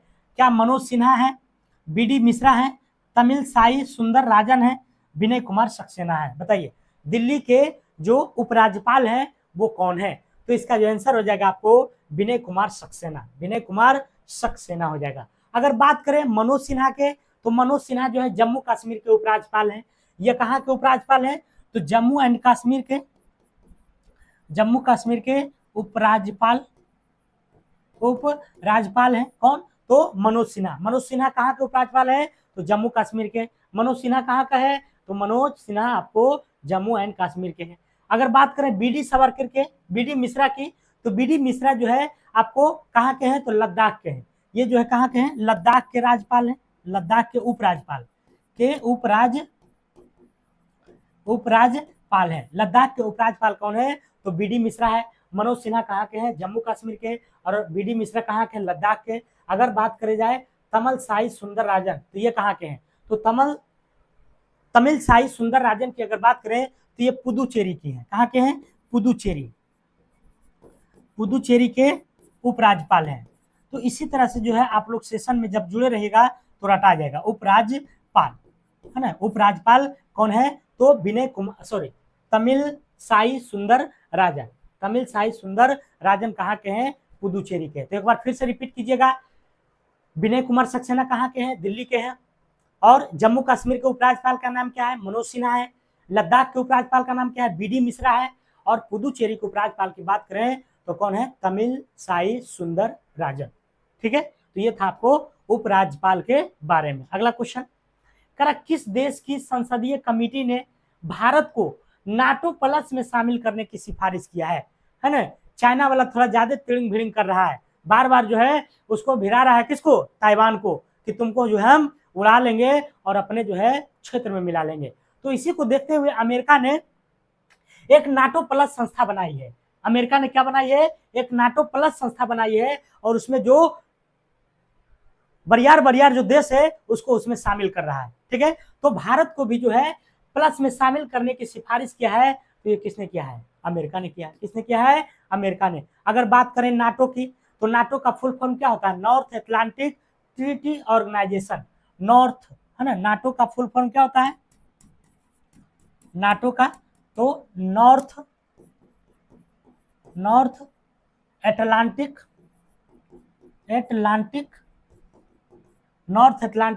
ट्रीटी,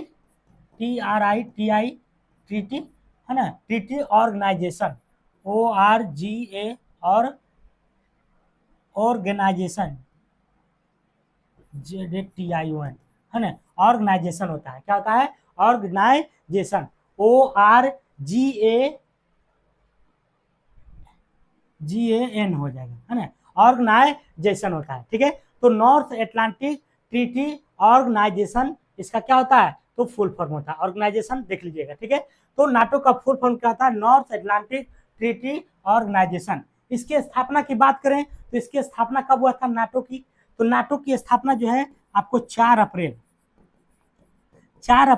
1949 में हुआ था। कब हुआ था? 4 अप्रैल 1949 की इस नाटो की स्थापना किया गया था। नाटो क्या है? तो नाटो का जो है एक संगठन है। नाटो क्या है? एक संगठन है। तो ये सारी जानकारियां थी आपको। ठीक है, तो किसके लिए मुख्य रूप से जो है प्लस बनाया गया है? ये नाटो प्लस तो चाइना के लिए है ना। चाइना को जो है बढ़ती आतंक को देख करके इसको बनाया गया है। अगला क्वेश्चन, वर्ष 2024 ईस्वी में क्वाड समिट के मेजबानी कौन देश करेगा? ऑस्ट्रेलिया, जापान, भारत, तुर्की है। बताइए। क्वाड है ना, क्वाड एक जो है, बताइए, क्वाड एक संगठन देश है 4 राज्यों का। क्वाड कितने देशों का है? संगठन 4 राज्यों का है। अमेरिका हो गया, आपको भारत हो गया, ऑस्ट्रेलिया, जापान है ना। अमेरिका, भारत, ऑस्ट्रेलिया और जापान क्वाड के सदस्य हैं। तो 2024 ईस्वी में क्वाड समिट की मेजबानी कौन देश करेगा? तो ये जो करेगा आपको हमारा भारत करेगा। कौन करेगा? 2024 वाला क्वाड का जो मेजबानी करेगा वो भारत करेगा। अगर बात करें 2023 वाला किसने किया है? तो 2023 वाला जो है आपको हिरोशिमा किया है। किसने? हिरोशिमा ने, वही हिरोशिमा है ना, नागासाकी और हिरोशिमा। 6 अगस्त और 9 अगस्त 1945 को जो बम गिराया गया था हिरोशिमा और नागासाकी पर। ठीक है, तो हिरोशिमा पर 2023 में जो है क्वाड का जो है शिखर सम्मेलन हुआ है। और 2024 वाला कहाँ होगा? तो आपको भारत में होगा। 2024 वाला कहाँ होगा? भारत में होगा। क्वाड के सदस्य देश की अगर बात करें तो क्वाड में जो है QUAD, क्वाड का जो सदस्य देश है, सदस्य देश की अगर बात करें तो इसमें जो है टोटल कितने हैं, 4 देश हैं। कितना है, टोटल 4 है। कौन कौन है, तो आपको है भारत है, दूसरा में अगर देखा जाए तो अमेरिका है, भारत हो गया, अमेरिका हो गया, और तीसरी में अगर देखा जाए तो जापान हो जाएगा, जापान हो जाएगा, और चौथी में अगर देखा जाए तो ऑस्ट्रेलिया हो जाएगा, ऑस्ट्रेलिया। तो ये चारों को याद रखना है। कभी कभी पूछता है कि इनमें से बताइए कि क्वाड का सदस्य कौन नहीं है, तो ये चारों को याद रखिएगा तभी ना चारों में से वो छाटिएगा। तो भारत है, अमेरिका है, जापान है और ऑस्ट्रेलिया है, ये चारों जो है क्वाड का सदस्य है। ठीक है, आगे बढ़े, अगला देखते हैं क्या है। करा भारतीय मूल के व्यक्ति जो सिंगापुर के 9वें राष्ट्रपति बन गए हैं। अभी ट्रेंड चला हुआ है ना, भारतीय मूल के, जहां भी देखिए लगभग जो है भारतीय मूल के ही बनने की पूरी कोशिश की जा रही है। तो भारतीय मूल के व्यक्ति जो सिंगापुर के 9वें राष्ट्रपति बने हैं, तो उस राष्ट्रपति का नाम क्या है जो कि भारतीय मूल के हैं। कोक सॉन्ग है, थर्मन सनमुगम रत्नम है, टैन कियान लियान है, या कोई नहीं। बताइए इसका जो आंसर हो जाएगा क्या हो जाएगा, तो इसका जो आंसर हो जाएगा Tharman Shanmugaratnam, Tharman Shanmugaratnam, Tharman Shanmugaratnam, Tharman Shanmugaratnam. ये कौन है, तो राष्ट्रपति है किसका, तो सिंगापुर के, किसका है, सिंगापुर के, और ये जो है किसका है, तो भारतीय मूल का है, भारतीय मूल के हैं। अगर बात किया जाए यहाँ के प्रधानमंत्री कौन है, सिंगापुर के प्रधानमंत्री, सिंगापुर के पीएम की अगर बात करें तो कौन है, बताइए, ली सुन लिंग, ली सुन लिंग, ली सुन लिंग है ना, ली सुन लिंग है। तो ये सब नाम भी ऐसा ऐसा रहता है कि चेहरे पर हंसी आ जाती है। ठीक है, तो हंसते हंसते याद कर लेना है, क्या नाम है, ली सुन लिंग, ली सुन लिंग। अगला क्वेश्चन चले, करा कि नाइजर के बाद किस अफ्रीकी देश की सेना ने अगस्त 2023 में सत्ता पर कब्जा कर लिया। पहले तो नाइजर वाला ने किया था सत्ता पर कब्जा, अब जो है कौन कर लिया है अगस्त 2023 में, वही तो बताना है कि कौन किया है। कांगो ने, गैवान ने, कैमरून ने, या दक्षिण अफ्रीका ने। तो इनमें से किसने किया है, ये किया है आपको गैबोन ने। किसने किया है, गैबोन ने। तो नाइजर के बाद किस अफ्रीकी देश की सेना ने अगस्त 2023 में सत्ता पर कब्जा कर लिया है, तो गैबोन की सेना ने, किसका, गैबोन की सेना ने जो है सत्ता पर क्या कर लिया है, तो कब्जा कर लिया है। गैबोन की राजधानी कहाँ है, लिब्रेविल, लिब्रेविल गैबोन की राजधानी, गैबोन की राजधानी की अगर बात करें तो लिब्रोविल, लेब्रोविल है, लेब्रोविल हो जाएगा, क्या हो जाएगा, लेब्रोविल, लेब्रोविल। ठीक है, अगला चलते हैं। कर पाकिस्तान के नए कार्यवाहक प्रधानमंत्री कौन है, कार्यवाहक मतलब केयर टेकर है ना, केयर टेकर के रूप में जो रहता है उसका जो देख रेख करने वाला है उसी को केयर टेकर कहते हैं। तो केयर टेकर के रूप में जो कार्यवाहक प्रधानमंत्री है कौन है, नवाज शरीफ, राजा रियाज, अनवर उल हक, या हामिद मीर। तो कौन बने हैं बताइए, इसका जो आंसर हो जाएगा अनवार उल हक, अनवार उल हक हो जाएगा। अनवार उल हक जो है केयर टेकर के रूप में प्रधानमंत्री बना है। होता क्या है पाकिस्तान में कि जैसे हमारा भारत में जो चुनाव होती है, तो जैसे 5 वर्ष जो शपथ होता है, तो शपथ से और जो कार्यकाल रहता है, कार्यकाल पूर्ण की अवधि से पहले ही हमारे देश में चुनाव हो जाती है ना, जैसे राष्ट्रपति हो या तो फिर मुख्यमंत्री जो भी हो, प्रधानमंत्री हो, तो इसका चुनाव जो है कार्य समाप्ति से पूर्व पहले ही हो जाती है, और कार्य समाप्ति के बाद शपथ ग्रहण करा करके जो है उन्हें पद पर बैठा दिया जाता है। लेकिन पाकिस्तान में ऐसा नहीं होता है। पाकिस्तान में जब कार्य को प्रधानमंत्री का कार्यकाल पूरी तरह से समाप्त हो जाती है, तब उसमें जो है केयर टेकर के रूप में प्रधानमंत्री बनाया जाता है, और उसमें कुछ दिन का समय दिया जाता है कि जो है इस समय में चुनाव आयोग के द्वारा जो है अगला प्रधानमंत्री को चुना जाएगा। ठीक है, तो उस बीच में केयर टेकर के रूप में बनाया जाता है, तो उसी में बनाया गया आपको किसको, अनवर उल हक को। अगला क्वेश्चन, करण नेपाल के प्रधानमंत्री की भारत यात्रा पर दोनों देशों के बीच कितना समझौता हुआ। नेपाल के प्रधानमंत्री भारत आए थे, तो जब आए तो प्रधानमंत्री के बीच में समझौता हुआ तब पूछ रहा कई गो समझौता हुआ, यही तो पूछ रहा है। तो 2 गो हुआ, 4 गो हुआ, 6 गो, 7 गो, कई गो हुआ बताइए।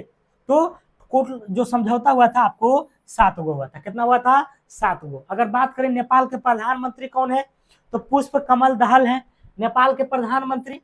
पीएम कौन है? पुष्प कमल दहल है। पुष्प कमल दहल है। कौन है? पुष्प कमल और दहल। अगला क्वेश्चन करा विदेश मंत्री एस जयशंकर तो है ने फरवरी 2023 में किस देश में सरदार वल्लभ भाई पटेल को प्रतिमा का अनावरण किया है? फिजी, ऑस्ट्रेलिया, अमेरिका या कनाडा में? तो बताइए किस देश में किया गया है? तो इसका जो आंसर हो जाएगा आपको फिजी हो जाएगा। क्या हो जाएगा? फिजी। तो पूछ देगा कि अभी हाल ही में वर्तमान में किस नेता का जो है फिजी में है ना उसका स्टैचू का अनावरण किया गया है? तो सरदार वल्लभ भाई पटेल को। सरदार वल्लभ भाई पटेल को। सरदार वल्लभ भाई पटेल को। इनके 31 अक्टूबर को इन्हीं के जो है नाम पर 31 अक्टूबर को इन्हीं के जयंती पर 31 अक्टूबर को राष्ट्रीय एकता दिवस मनाया जाता है। राष्ट्रीय एकता दिवस। राष्ट्रीय एकता दिवस मनाया जाता है। और इनका एक जो है भारत में एक बहुत बड़ा मूर्ति है, लगभग 180 मीटर ऊंचा है ना, शायद 180 मीटर ऊंचा है इनका सरदार वल्लभ भाई पटेल का, जिसका नाम है statue of unity. Statue of unity नाम है। और वो कहाँ है? तो गुजरात में है। किनका प्रतिमा है? तो सरदार वल्लभ भाई पटेल को, है ना। सरदार वल्लभ भाई पटेल की जो योगदान था, विलय का नीति जो है इन्हीं के द्वारा चलाया गया था, है ना।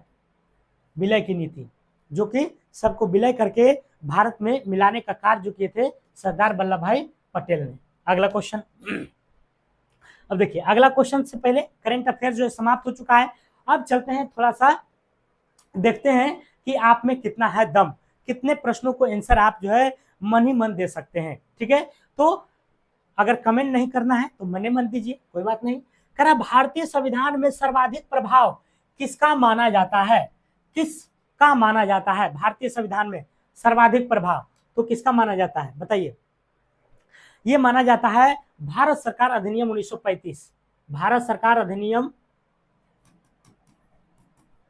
भारत सरकार अधिनियम 1935 को किसको माना जाता है? भारत सरकार अधिनियम 1935 को संविधान में सर्वाधिक प्रभाव माना जाता है। अगला क्वेश्चन है कर कि केसर होता है सूखा मिश्रण किसका? केसर जो होता है एक सूखा मिश्रण होता है, तो वह किसका होता है?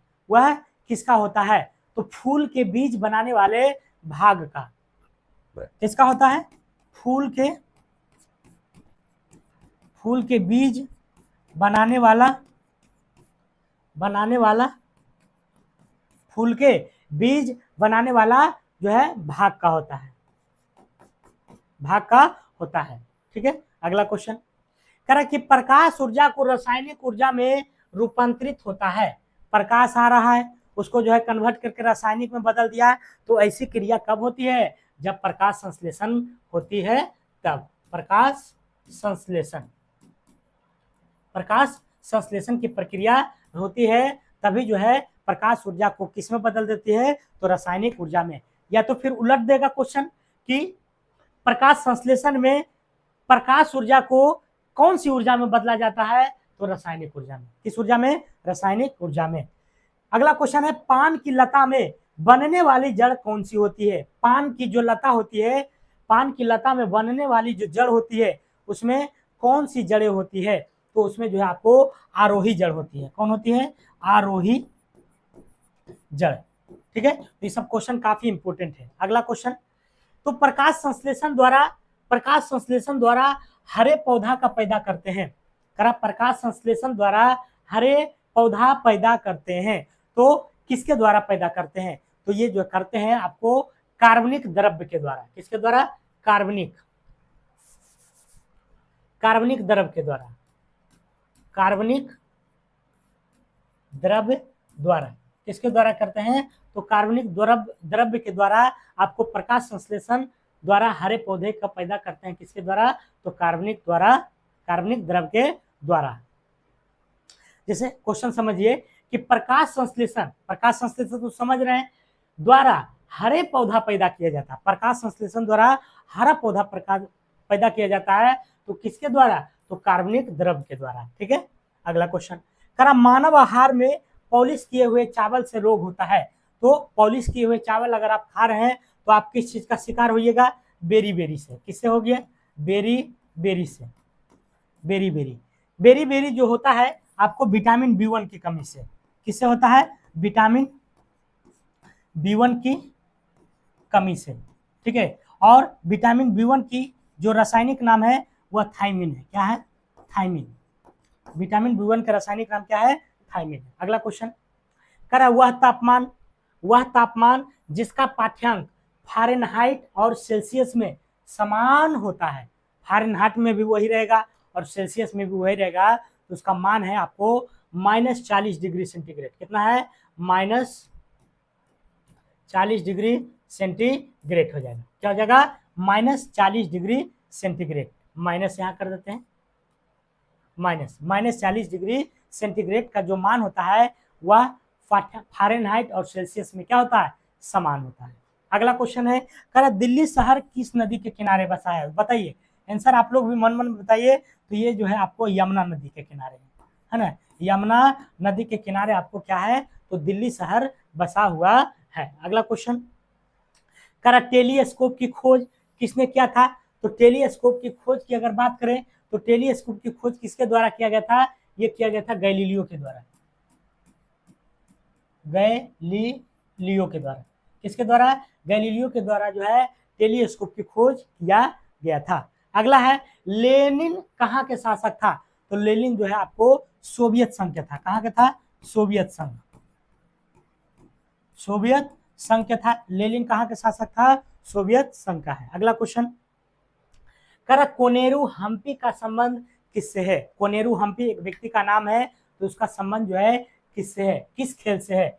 कोनेरू हम्पी का संबंध किस खेल से है? तो ये है आपको शतरंज से। किससे है? शतरंज से। किससे है? शतरंज से है कोनेरू हम्पी का संबंध। अगला क्वेश्चन है नियंत्रक एवं महालेखा परीक्षक संबंधित है। नियंत्रक और महालेखा परीक्षक किससे संबंधित है? तो आपको किससे संबंधित है? ये लोक लेखा समिति से संबंधित है। किससे है? लोक लेखा समिति से। लोक लेखा समिति से। किससे संबंधित है? लोक लेखा समिति। अभी बताए थे कि नियंत्रक महालेखा परीक्षक के जो अभी है अध्यक्ष हैं वो गिरीश चंद्र मुर्मू है। कौन है? गिरीश चंद्र मुर्मू है ना, मुर्मू है। गिरीश चंद्र मुर्मू है आपको नियंत्रक महालेखा परीक्षक, कैग जिसको बोलते हैं। क्या कहलाता है? यह CAG, CAG, CAG, comptroller auditor of general. यह किस अनुच्छेद में है? तो 148 में। अनुच्छेद अगर पूछे तो कितना हो जाएगा? 148 में हो जाएगा। ठीक है, अगला क्वेश्चन कह रहा झारखंड देश का कौन सा राज्य बना है? झारखंड देश का कैमा राज्य है? तो ये जो है आपका 28वां राज्य है। कैमा है? 28वां। झारखंड की अगर बात करें तो बिहार से जो अलग हुआ था, झारखंड बिहार से अलग 15 नवंबर 2000 को, 15 नवंबर 2000 को अलग हुआ था। क्या हुआ था? अलग हुआ था झारखंड। किससे? तो बिहार से। अगला क्वेश्चन महात्मा गांधी की हत्या नाथूराम गोडसे ने कब किया था? तो ये कब किया था? 30 जनवरी 1948 को। 30 जनवरी 1948 को महात्मा गांधी को हत्या कर दिया गया था गोडसे के द्वारा। अगला क्वेश्चन है लॉर्ड कर्जन ने बंगाल विभाजन कब रद्द किया था? तो लॉर्ड कर्जन की अगर बात करें तो ये बंगाल विभाजन जो रद्द किया था 1911 में, है ना, 1911 ईस्वी में जो है लॉर्ड कर्जन ने बंगाल विभाजन को रद्द कर दिया था। लॉर्ड कर्जन ने कब किया था? तो 1911 ईस्वी में। और बंगाल विभाजन करने वाला, बंगाल विभाजन कब हुआ था? बंगाल विभाजन तो ये हुआ था आपको 1905 में। 1905 ईस्वी में बंगाल विभाजन हुआ था। कह रहा महात्मा गांधी की हत्या नाथूराम गोडसे ने कब किया था? तो 30 जनवरी, तो रिपीट हो गया 30 जनवरी 1948 में। ठीक है, अगला क्वेश्चन कह रहा अंतिम मौर्य सम्राट कौन था? मौर्य वंश के संस्थापक कौन है? चंद्रगुप्त मौर्य है। तो मौर्य वंश के सम्राट जो था अंतिम कौन था? तो अंतिम की अगर बात करें अंतिम की तो अंतिम था आपको बृहद्रथ। बृहद्रथ था। कौन था? बृहद्रथ था। अगला क्वेश्चन है अशोक के ब्राह्मणी लिपि को किसने पढ़ा था। देखिए फिर से क्वेश्चन आ गया। तो इसी तरह से आप लोग जुड़ते रहिए और रिपीट होते होते आपको मुंह पर आ जाएगा। तो अशोक के ब्राह्मणी लिपि, देखिए यहाँ नया वर्ड एगो जुटा, ब्राह्मणी लिपि में 4 गो लिपि बताए थे ना। तो अशोक के ब्राह्मणी लिपि को किसने पढ़ा था, तो किसने पढ़ा था, जेम्स प्रिसेप ने। जेम्स प्रिसेप ने कब पढ़ा था, 1837 ईस्वी में, 1837। तो पूछ देगा क्वेश्चन कि अशोक के जो शिलालेख जो लिपि को पढ़ा था जेम्स प्रिसेप, वह कौन सी थी, तो कौन सी थी, आपको ब्राह्मणी थी। कौन सी थी, ब्राह्मणी थी। अगला question, Bharat trade union Congress के प्रथम अध्यक्ष कौन थे। भारत ट्रेड यूनियन कांग्रेस के प्रथम अध्यक्ष कौन थे, आपको लाला लाजपत राय थे। लाला लाजपत राय थे। कौन थे, लाला लाजपत राय थे। और अगला क्वेश्चन है, मध्यकाल में बटाई कर का संबंध किससे है। मध्यकाल में बटाई कर, तो बटाई कर जो था आपको लगान निर्धारण से था। किससे था, लगान निर्धारण से। लगान निर्धारण से। अगर पूछे कि मध्यकाल में बटाई कर का संबंध किससे है, तो लगान निर्धारण से संबंधित था। ठीक है, तो क्वेश्चन आज का यहीं तक था श्री। तो आपको कैसा लग रहा है क्लास, जरूर बताइएगा मेरे प्यारे दोस्तों, कमेंट में बताइएगा, प्यारा सा कमेंट करके अगर अच्छा लग रहा है तो। ठीक है, तो आज के लिए इतना ही। जय हिंद, जय भारत।